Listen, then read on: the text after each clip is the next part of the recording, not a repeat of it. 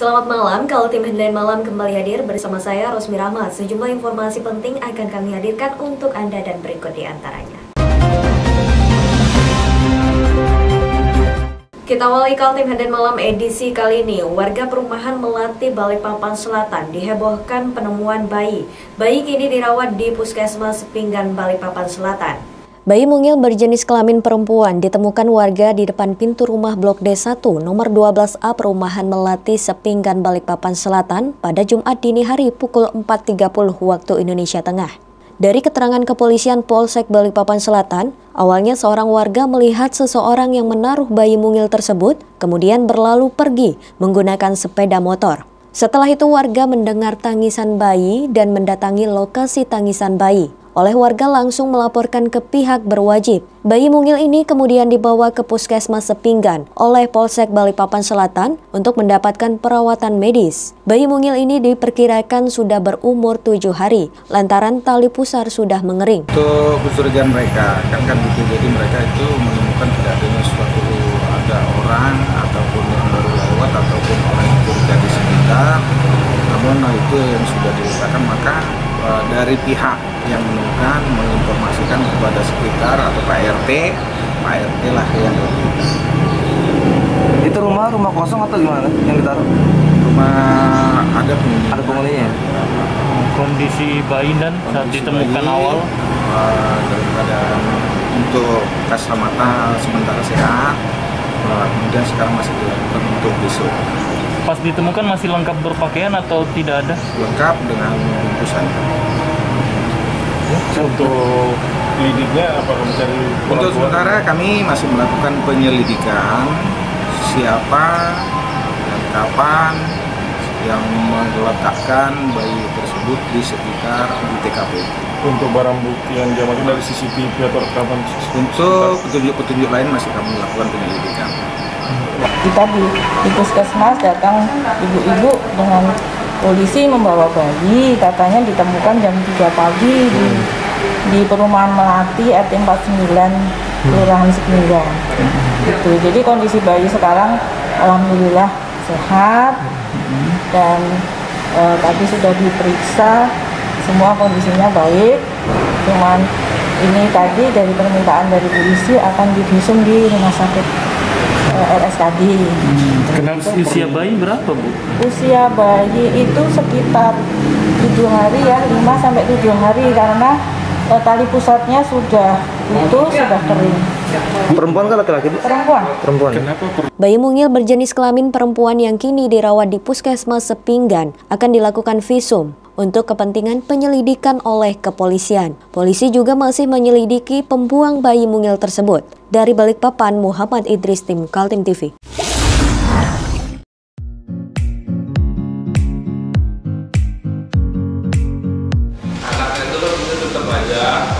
Cara mudah beriklan digital di Kaltim TV.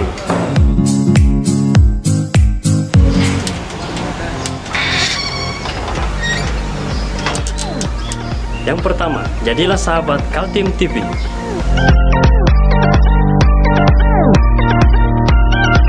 Dengan Rp1 juta, para sahabat mendapat 20 kali tayang di slot berita kamu.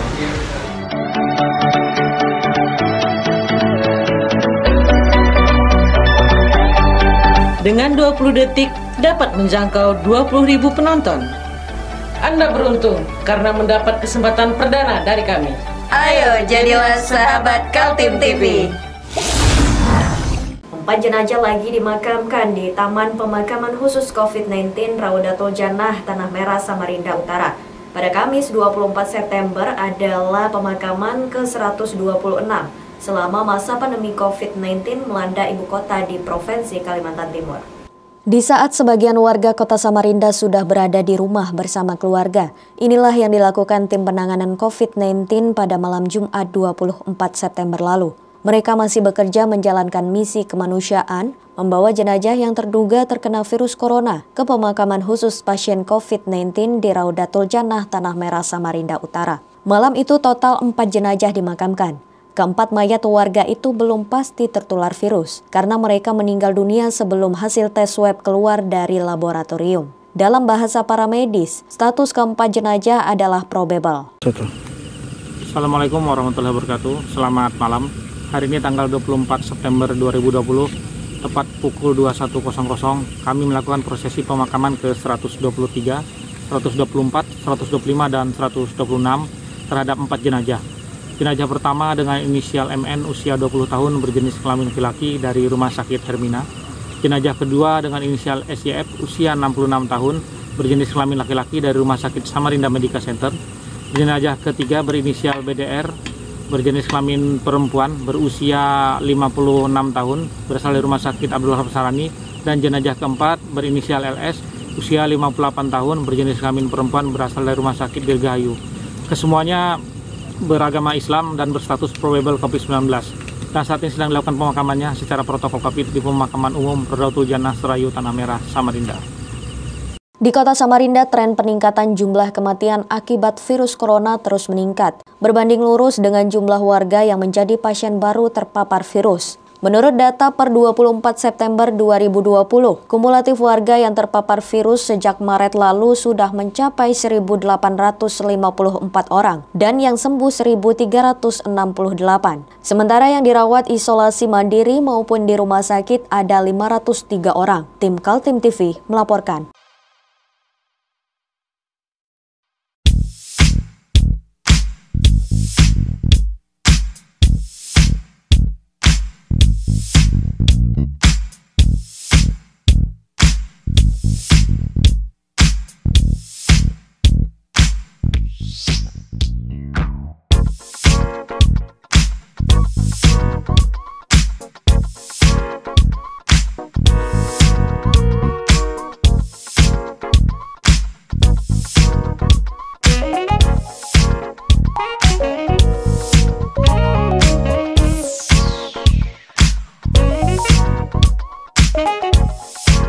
Gubernur mengangkat 5 pejabat sementara bupati dan wali kota untuk mengisi jabatan kepala daerah karena izin cuti mengikuti pilkada. Pejabat sementara bertugas selama 3 bulan ke depan dengan tugas khusus mengawal sukses pilkada dan sukses sebagai ketua Satgas Penanganan COVID-19 di daerahnya. Inilah konsekuensi dari Undang-Undang Pilkada dan Peraturan KPU. Para kepala daerah yang ikut lagi bertarung menjadi kandidat atau yang akrab disebut kontestan petahana wajib cuti selama masa kampanye.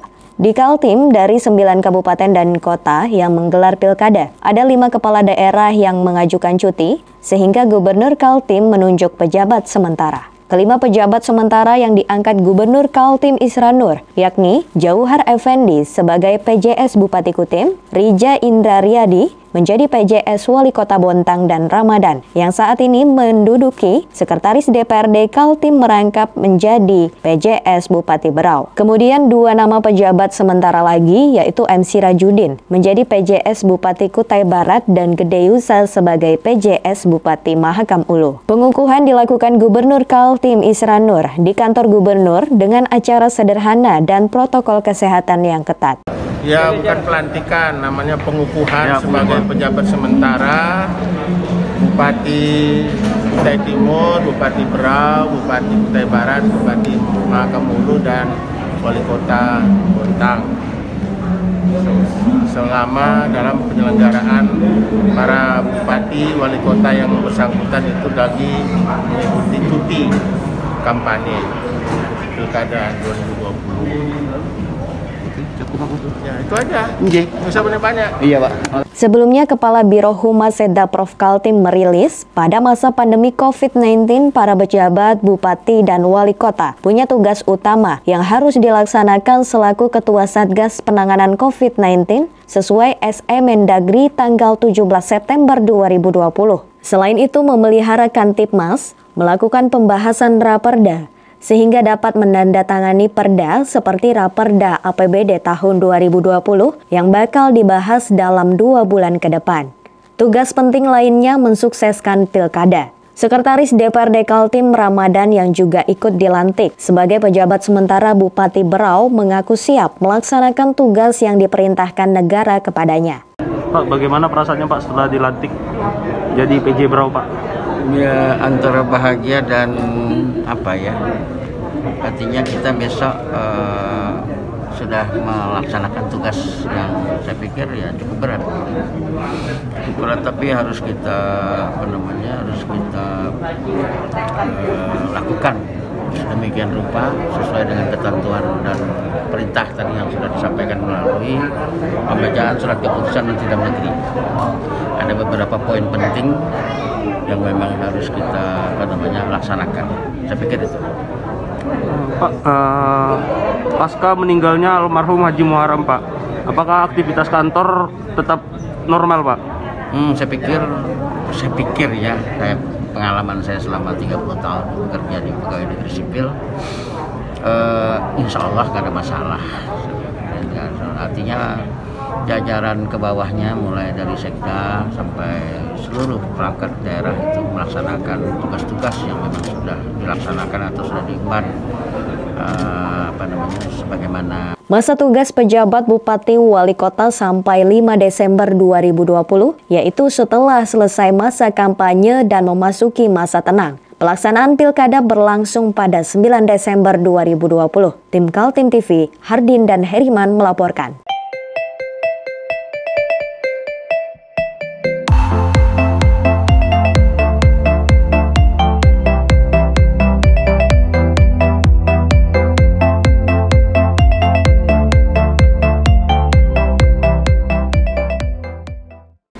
Di balik persoalan hukum yang menimpa Direksi BUMD, Badan Usaha Milik Daerah PT Agro Kaltim Utama, DPRD dan pemerintah Provinsi Kalimantan Timur sepakat Prusda di bidang perkebunan itu masih dibutuhkan sebagai perpanjangan tangan Pemprov Kaltim dalam menggalang pendapatan asli daerah.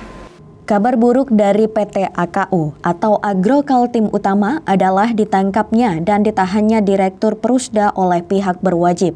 Namun, bagi pemerintah di Kaltim, DPRD dan Pemprov keberadaan perusahaan bidang perkebunan itu tetap diperlukan.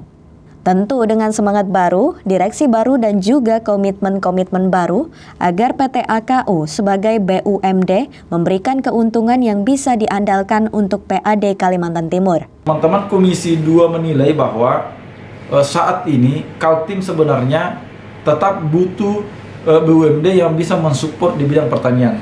Salah satu fungsi utama dari BUMD itu sebenarnya, fungsi pertama dan utama itu ya, bagaimana bisa menjadi agen pembangunan di daerah. Bagaimana kemudian bisa menjadi menggerakkan perekonomian masyarakat lokal. Nah sekarang kan kita Kalimantan Timur ini mau supaya pembangunan ke depan mengandalkan sektor pertanian dan perkebunan. Kita sadari bahwa kalau sektor pertanian perkebunan ini tentu kontribusi ke APBD dalam bentuk pendapatan daerah itu sangat minim karena hanya mengandalkan retribusi. Retribusi yang dimaksud itu paling dari penjualan bibit, misalnya bibit unggul atau pengujian dari lab dan sebagainya, itu kan kecil sekali. Nah, untuk menunjang itu masih tetap diperlukan BUMD selain untuk memberikan income ke pemerintah, tetapi bisa memberi solusi kepada masyarakat pekebun kita. Entah itu mengelola pupuk supaya pupuk ini bisa dikelola oleh BUMD misalnya kan, menyediakan bibit ataupun mengelola lahan secara langsung. Aset PT AKU masih ditelusuri aparat penegak hukum setelah dilakukan penyelidikan oleh Biro Ekonomi Setda Prof Kaltim dan juga penegak hukum. Diketahui perusahaan yang dibiayai APBD itu memiliki 3.000 hektar perkebunan kelapa sawit di Muara Jawa dan juga kantor. Yang kita mau sekarang persoalan hukum ini berproses di sana. Sekarang akunya ini mau diapakan PT-nya, karena yang bermasalah bukan PT akunya tetapi orang pribadi yang ada di PT aku. Sekarang kita butuh keseriusan komitmen dari pemerintah, masih mau tidak membenahi PT aku ini secara baik gitu kan. Itulah akhirnya tadi kita panggil. Kenapa kita panggil Dinas Perkebunan? Supaya bisa dipaparkan bahwa potensi BUMD kita yang bergerak di bidang pertanian itu perkebunan itu adalah ABCD. Sekarang PT aku memiliki 3.000 hektar lahan di Muara Jawa misalnya kan. Itu kan proses hukum ada, tapi tetap ini kan bisa dikelola ini lahan ini. Masih mempunyai aset berupa kantor. Dan kejaksaan lagi menelusuri aset-aset yang lain. Kalau itu bisa dikembalikan, berarti PT aku masih punya aset dan masih bisa bergerak. Sebelumnya, Ketua Komisi 2 DPRD Kaltim, Feridiana Hurakwang mengakui Pemprov Kaltim membuka penjaringan direksi Perusda PT Agro Kaltim Utama yang baru. Tim Kaltim TV, Hardin dan Heriman melaporkan.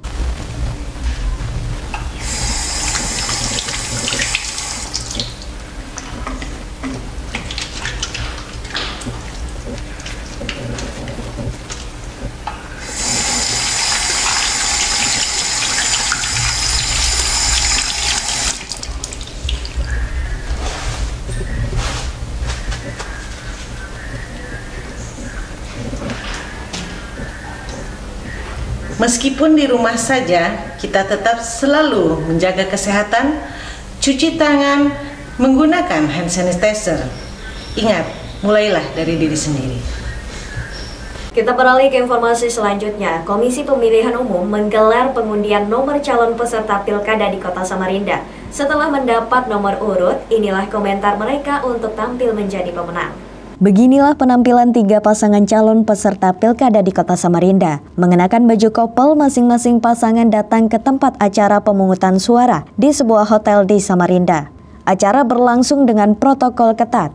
Tiap paslon hanya dibolehkan hadir 5 orang, namun KPU Kota Samarinda menyiarkan secara langsung seluruh prosesi acara melalui media sosial Facebook.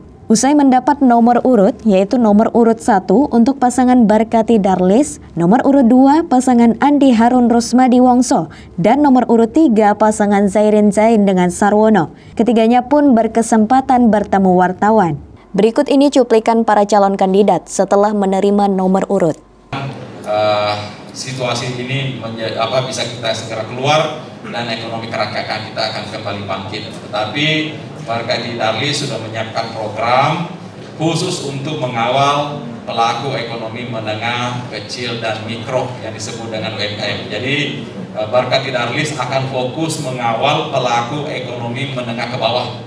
Apa programnya? Itu tadi Pak Wali sudah menyampaikan melalui program yang disebut dengan meminjam, menabung, dan beribadah. Bagaimana? Kita akan menciptakan pembangunan lingkungan di Kota Samarinda dengan berpondasi pada asas pemerataan dan keadilan.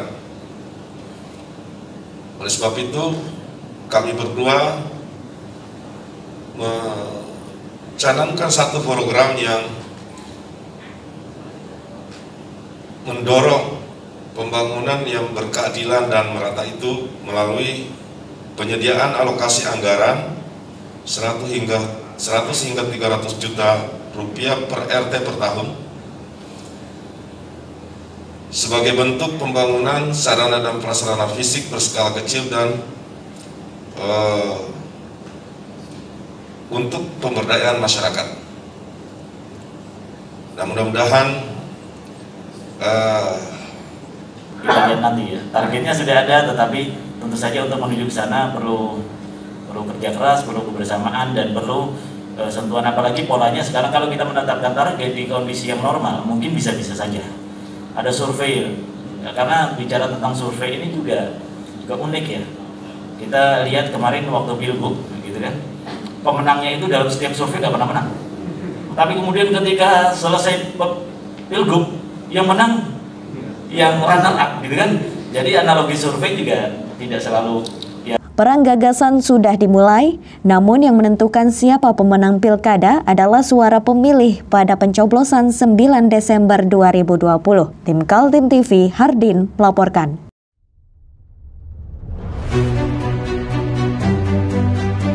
Hari ini kita ada kegiatan untuk membungkus sembako untuk dibagikan ke masyarakat yang membutuhkan karena COVID-19 ini. Semoga kita sukses semua. Harus kerjasama yang bagus. Pancasila! Pancasila! Pancasila!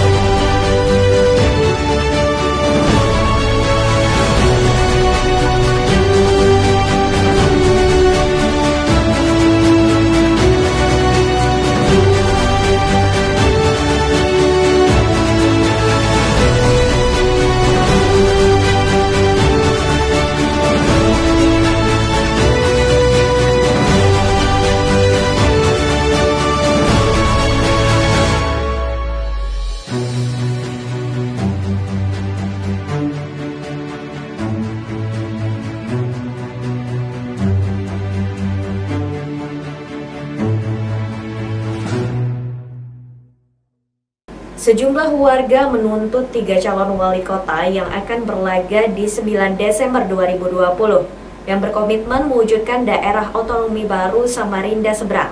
Pemekaran itu sudah disuarakan selama 10 tahun terakhir, namun dirasakan pergerakannya sangat lambat. Kelompok warga mengatasnamakan Gerakan Rakyat Bersatu Pejuang Daerah Otonomi Baru Kabupaten Samarinda menyuarakan aspirasinya di Simpang 3 Flyover Jalan APT Pranoto Samarinda Seberang. Pendemo mengklaim dari 3 kecamatan, yakni Samarinda Seberang, Palaran, dan Lojanan Ilir. Kita sampaikan bahwa tidak ada jalan lain selain membentuk daerah otonomi baru untuk membangun seberang. Karena sekali lagi, siapapun anggota dewannya, siapapun wali kotanya pasti termarginalkan pembangunan di seberang. Sehingga sejak 1 dasawarsa ini kami terus gelorakan dan boomingnya di ketika tahun 2014-2015 kita sudah coba boomingkan ke media dan itu terus-menerus bergerak sampai sekarang. Dan alhamdulillah kita sudah banyak membangun komunikasi dengan teman-teman, baik itu di pemerintahan, di birokrasi, baik itu di tingkat 2, baik itu di Kota Samarinda, di provinsi, kemudian juga kita sudah bertemu dengan teman-teman di Dewan, baik itu di DPRD tingkat 1 maupun di DPRD tingkat 2 Kota Samarinda. Itu yang sudah. Para pendemo mengakui sengaja memilih momentum pilkada untuk menyuarakan aspirasi mereka. Tujuannya agar 3 pasangan calon yang telah menerima nomor urut dari KPU punya komitmen agar wacana pemekaran Kabupaten Samarinda terwujud pada saat siapapun memimpin jadi wali kota. Warga mengaku merasa kecewa dengan sikap pemerintah belakangan ini karena membiarkan masalah yang terjadi di daerah mereka. Dalam orasi, para pendemo mengatakan kasus longsor yang menutupi jalan di Palaran, pemerintah saling lempar tanggung jawab untuk memperbaikinya. Padahal itu jalan penting bagi akses warga di sana. Ketika kami tanya oleh pejabat-pejabat yang berkepentingan, apa yang dia katakan? Kami tidak punya alat, kami tidak punya uang. Itu bukan jalan kami, itu jalan provinsi. Sehingga yang mengakibatkan penanganannya hanya setengah hati, penanganannya tidak serius, dan terkesan pembiaran. Sehingga kegiatan tersebut hanya untuk menunggu korban. Banyak persoalan-persoalan lagi yang terjadi di seberang Palaran dan Lojanan Ilir. Menurut sejarahnya, Samarinda Seberang adalah cikal bakal kota Samarinda, sehingga di sana banyak ditemukan bangunan-bangunan tua dan bersejarah. Pemekaran sudah didengungkan sejak lama, hanya saja pemerintah pusat masih melakukan moratorium atau tidak membuka keran kebijakan adanya pemekaran daerah otonomi baru. Tim Kaltim TV, Hardin melaporkan. Mari kita memerangi virus corona dengan mematuhi imbauan pemerintah. Stay at home. Kita beralih ke informasi selanjutnya. Keluhan masyarakat terhadap kinerja Pemprov Kalimantan Timur dalam menyalurkan bantuan langsung tunai masih terjadi juga. Bahkan, organisasi Lembaga Anti Korupsi Indonesia Kaltim melakukan penelusuran apakah ada unsur pidana korupsi dan penyalahgunaan wewenang dalam masalah ini.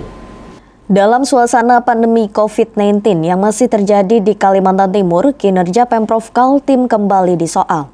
Kali ini soal LAKI atau Lembaga Anti Korupsi Indonesia menyoroti macetnya penyaluran bantuan sosial masyarakat. Pengurus LAKI mengaku sedang mengumpulkan informasi kepada berbagai pihak karena menduga ada masalah serius dalam pendistribusian anggaran sejumlah ratusan miliar tersebut. Saya selaku Sekjen LAKI Kaltim didatangin dan bertanya kepada kami bahwasanya data yang sudah dikumpulkan melalui RT, ya kan, yang diketahui oleh lurah, ya kan, selama ini itu sampai sekarang BLT-nya atau di Samarinda dikenal dengan BSM, ya, bantuan langsung bantuan sosial masyarakat itu sampai sekarang belum dicairkan. Saya coba berkonfirmasi kepada yang berwenang dalam hal ini legislatif, Komisi 4 melalui Haji Jawad Sirajudin. Haji Jawad berstatement bahwasanya dana itu sudah dianggarkan dan sudah turun sebesar 560 miliar sekian, 538 miliar sekian gitu. Nah, jadi saya coba untuk konfirmasi ke Dinsos. Kenapa sampai detik sekarang ini belum dikucurkan dana itu? Padahal dana tersebut diperuntukkan untuk bantuan April, Mei, Juni. Sekarang sudah bulan September. Sejak bulan Mei lalu, setelah Pemprov dan DPRD Kaltim menyetujui dana refocusing untuk penanganan COVID-19 sebesar 538 miliar, masalah distribusi bantuan kepada masyarakat yang terkena dampak pandemi COVID-19 sudah jadi sorotan. Ternyata sampai akhir September, masalah bantuan tahap pertama saja belum selesai dilakukan. Dan statementnya bahwasanya untuk Samarinda saja baru 10% yang dikucurkan untuk tahap pertama.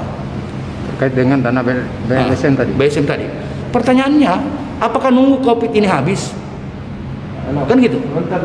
Terus dalam pandemi yang sekarang ini pun, kasihan masyarakat, banyak yang kena PHK. Perekonomian anjlok. Mereka cuma bisa berharap nilai itu. Tidak banyak, cuma 250.000 yang didapatkan mereka, yang diharap mereka per bulan selama 3 bulan. Mereka bergantung ke situ. Sehingga kami meminta agar Dinas Sosial bisa lebih aktif. Jangan sampai ada permainan di belakang semua ini. Laki hadir dalam artian saya akan berusaha untuk mencari pembuktian, dan kalau ada di situ menyangkut masalah kerugian negara, apalagi yang menyangkut masalah masyarakat, penyelewengan saya pasti akan ungkap. Saya tidak segan-segan untuk mengungkap itu. Menanggapi hal tersebut, anggota Komisi 4 DPRD Kaltim, Haji Jawad Sirajudin mengakui adanya permasalahan distribusi yang menjadi wewenang Pemprov Kaltim. Dia juga menyesalkan masalah itu terjadi di saat masyarakat sedang membutuhkan bantuan karena terdampak pandemi COVID-19. Ini sebenarnya kewenangan sudah berada di eksekutif, karena di legislatif kita sudah pernah mensahkan yang namanya anggaran COVID di kisaran 500 ke 600 kurang lebih lah, ya 500 sekian gitu, 538. Nah, tapi sampai detik ini, karena kenapa saya juga lebih paham, banyak tahu, masyarakat mengeluh dan selama ini sudah dimintai data lewat RT masing-masing. Tetapi sampai detik ini, baik untuk tahap pertama, kan ini ada beberapa tahap ini, rasa-rasanya sampai 3 tahap. Ya. Tahap pertama itu baru terrealisasi untuk Kota Samarinda di kisaran 10%. Ya, dari barangkali jumlah Samarinda itu teralokasi kurang lebih 30 miliar. Tidak mampunya Pemprov Kaltim menyalurkan bantuan sosial membuat realisasi APBD Kaltim juga tidak maksimal. Padahal pemerintah pusat sudah mewanti-wanti agar Indonesia keluar dari krisis, salah satunya dengan segera membelanjakan dana APBD, agar peredaran uang di masyarakat memberi efek pertahanan ekonomi kerakyatan. Tim Kaltim TV, Hardin, melaporkan.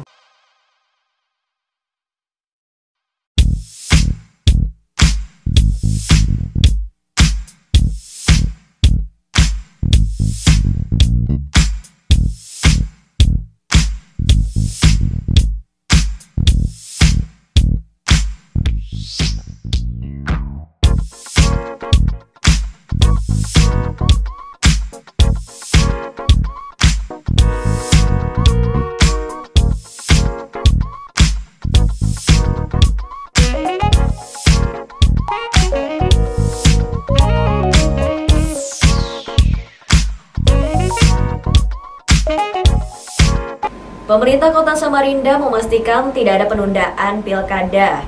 Meski banyak pihak berpendapat situasi pandemi yang semakin mengkhawatirkan dan pilkada yang berpotensi menjadi sumber klaster baru penyebaran virus. Namun pemerintah dan KPU sepakat tetap menyelenggarakan dengan protokol kesehatan. Polemik pilkada diundur atau tetap digelar pada 9 Desember 2020 mendapat jawaban dari pemerintah. Setelah Presiden Joko Widodo mengumumkan meneruskan tahapan semua pilkada, di Kota Samarinda juga Pemkot dan KPU sepakat tidak perlu ada yang ditunda. Pemkot dan KPU bersama stakeholder sudah rapat bersama. Intinya, pilkada tetap dilanjutkan namun dengan menggunakan protokol kesehatan yang ketat. Tidak ada kerumunan, bahkan kegiatan yang biasanya membawa pendukung hingga ratusan orang ditiadakan. Samarinda, Kalimantan Timur merupakan zona yang cukup mengkhawatirkan lah, zona merah. Ini maka kita betul-betul harus mentaati protokol kesehatan. Karena sampai kemarin sekali lagi saya sampaikan, Samarinda sudah mengukurkan sebanyak 117 orang, belum data hari ini. Dan yang jumlah yang terkonfirmasi positif juga meningkat terus.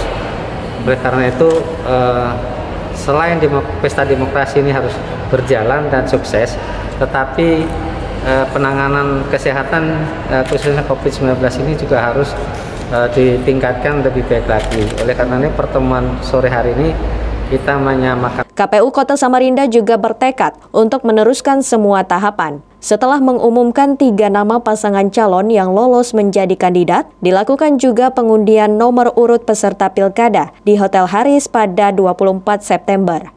Berarti intinya tidak ada penundaan? Artinya tidak ada penundaan. Penundaan itu memungkinkan terjadi jika ada perubahan Undang-Undang Nomor 6 Tahun 2020. Sepanjang undang-undang itu belum dicabut dan belum diganti, narasinya masih berlaku dan kami tetap akan menjalankan tahapan sesuai dengan PKPU 5 Tahun 2020. Untuk pelaksanaan teknisnya, Bang, acara pengambilan nomor urut berlangsung dengan protokol kesehatan yang ketat, di mana masing-masing calon hanya membawa 5 orang. Pasangan nomor urut 1 adalah Muhammad Barkati dengan Muhammad Darlis Patalongi. Nomor urut 2 Andi Harun dengan Rusmadi Wongso, dan nomor urut 3 pasangan independen Zairin Zain dengan Sarwono. Tim Kaltim TV, Hardin melaporkan.